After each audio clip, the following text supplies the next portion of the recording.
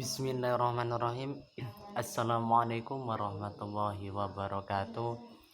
Yang saya hormati dan juga saya takdimi beliau Bapak Alfa Syahriar LCMSY, yang senantiasa kita tunggu-tunggu berkah dan manfaat ilmunya, serta tak lupa teman-teman satu angkatan satu perjuangan HKI semester 3 yang saya cintai. Langsung saja mengenai tentang pembahasan kali ini, yaitu terkait tentang uruf mengenai hukum arisan menurun. Nah, sebelum ke pembahasan, saya akan menjelaskan sedikit terkait mengenai tentang uruf. Pengertian uruf secara etimologi berarti sesuatu yang dipandang baik dan diterima oleh akal sehat. Sedangkan secara terminologi, seperti dikemukakan Abdul Karim Zaidan, istilah uruf berarti sesuatu yang tidak asing lagi bagi satu masyarakat karena telah menjadi kebiasaan dan menyatu dengan kehidupan mereka, baik berupa perbuatan ataupun perkataan. Sebuah adat kebiasaan bisa dijadikan sandaran hukum dalam kaidah fikih. Uruf.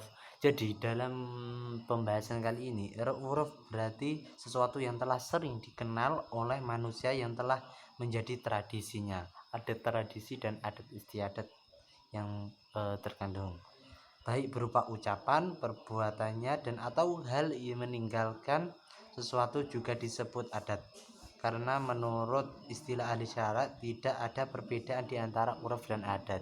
Jadi uruf dan adat ini memiliki kesinambungan mengenai tentang hukum adat. Nah, terkait mengenai kepermasalahan mengenai apa hukum arisan menurun. Nah, sebelum saya menjelaskan tentang hukum mengenai arisan menurun, saya akan menjelaskan terkait pengertian arisan menurun. Arisan menurun saya kutip di Google, yaitu arisan menurun adalah sistem yang mana setiap anggota akan menyetorkan jumlah uang yang berbeda-beda.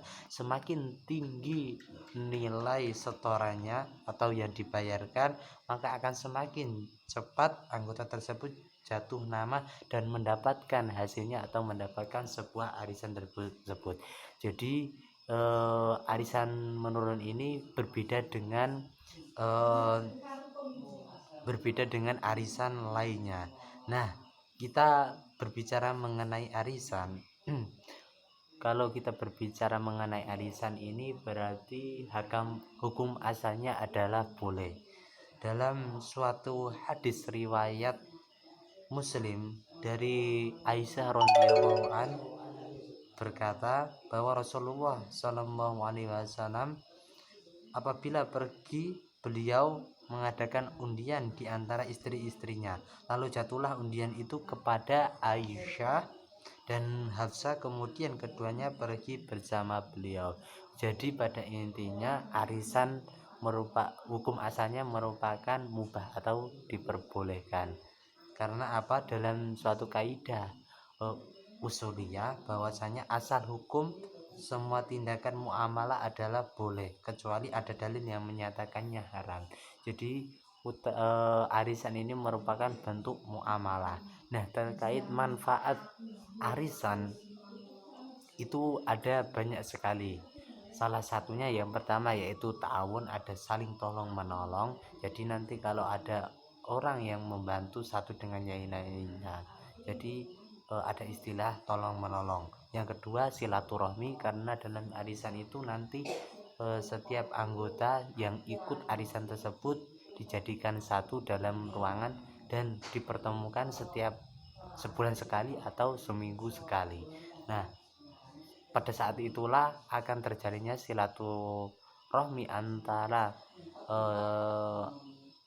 orang satu dengan yang lainnya yang mengikuti arisan tersebut. Yang ketiga yaitu latihan menabung.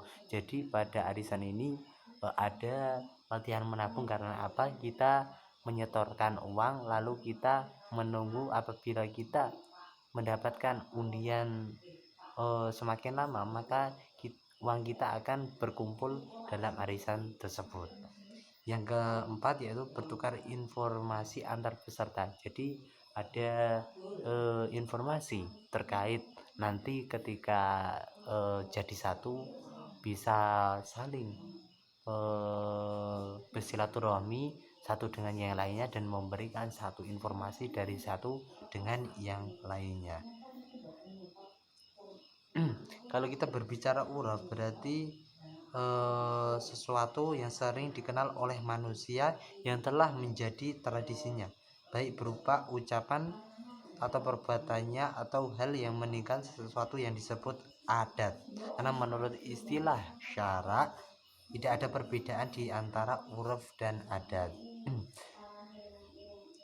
Nah, kelebihan dari arisan turun menurun ini, bila kita mendapatkan uang dari jumlah secara cepat mendapatkan bunga yang besar, namun ada kekurangan atau ada kemundaratan yang terjadi pada arisan menurun ini. Karena apa? Karena ada unsur riba dalam huruf ini. Karena apa? Karena ketika kita menyetorkan semakin banyak uang, maka semakin cepat kita dapat dan akan semakin mendapatkan.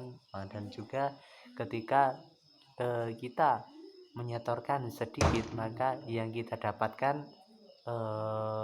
sedikit. Jadi ada unsur bunga dalam arisan turun menurun ini. Jadi kalau kita berbicara hukum turun arisan menurun ini, kalau kita melihat kemanfaatan dan kemudaratan, lebih banyak ke kemudaratannya. Karena apa? Karena ada unsur riba dalam kasus dalam arisan turun menurun ini, sehingga dalam Al-Quran menyebutkannya bahwasanya dalam Al-Quran surat Al-Baqarah ayat 278 sampai 280 menyebutkan bahwasanya hai orang-orang yang beriman, bertakwalah kepada Allah dan tinggalkan sisa riba yang belum dipungut jika kamu orang-orang yang beriman. Maka jika kamu tidak mengerjakan meninggalkan sisa riba, maka ketahuilah bahwa Allah dan Rasulnya akan memarahimu. Dan jika kamu bertaubat dari pengambilan riba, maka bagimu pokok hartamu, kamu tidak menganiaya dan tidak pula dianiaya.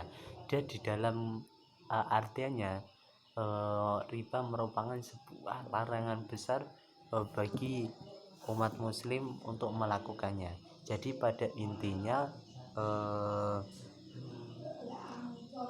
adat istiadat di masyarakat yaitu arisan turun menurun itu sangat tidak dianjurkan karena dapat melakukan sebuah ada unsur bunga sehingga dapat dikatakan menjadi sebuah haram.